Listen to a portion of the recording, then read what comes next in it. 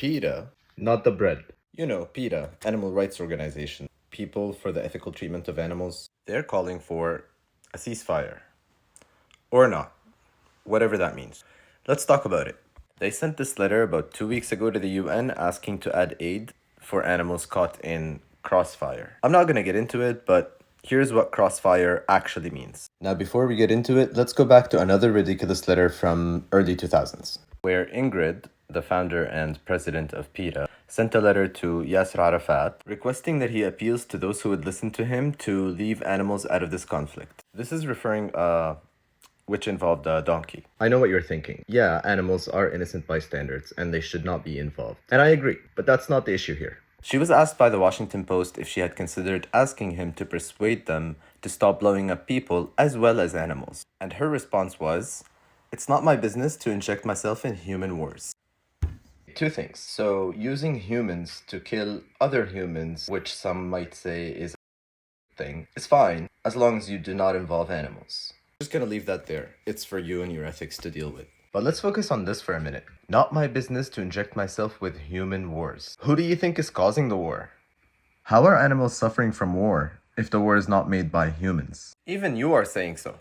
Just to make it clear in case it wasn't. This war, or humanitarian crisis, as you refer to it in your letter, also an animal crisis, is caused by the complete blockade of one entity that's forcing the animals of the other entity to die of starvation and dehydration while trying to survive the Israeli bombs, leaving them injured without medical supplies for aid, again, because of the blockade. Now back to the recent letter, 20 years later. Ingrid pleads to the Secretary General of the United Nations, starting off with, the humanitarian crisis in Gaza is well understood. Is it? Let's continue. So animals are suffering from a lack of basic sustenance and from injuries. Why is there a lack?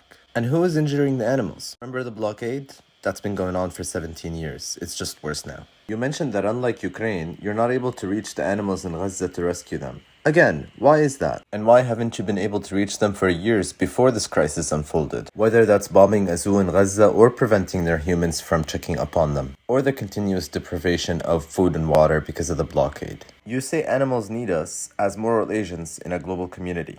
That also means speaking up about their oppression regardless by who and when, right? Because during this human war, which apparently is none of your business, Israeli forces have been open about proudly using dogs to find booby traps and losing their lives trying to escort militants. Does this fall under your title of the letter, "This is not their fight"? Will you send a letter to Bibi requesting him to persuade his people to leave animals out of this conflict? What about weaponizing dogs in the West Bank to intimidate female family members?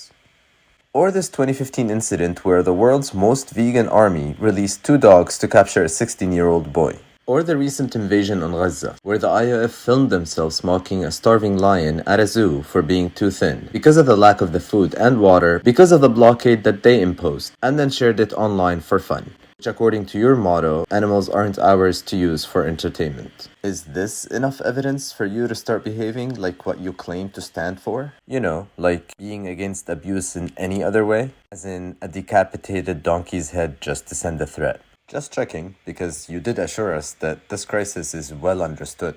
Yet we see an article with this absurd title. No mention about the killing of the very same humans, whose animals rely entirely on to survive. And we don't see any acknowledgement of the direct reason that's causing this killing, starvation, and dehydration of humans and animals alike. So next time you're about to make a public statement, make sure it's not just to score some PR points. Either call for a ceasefire, or not.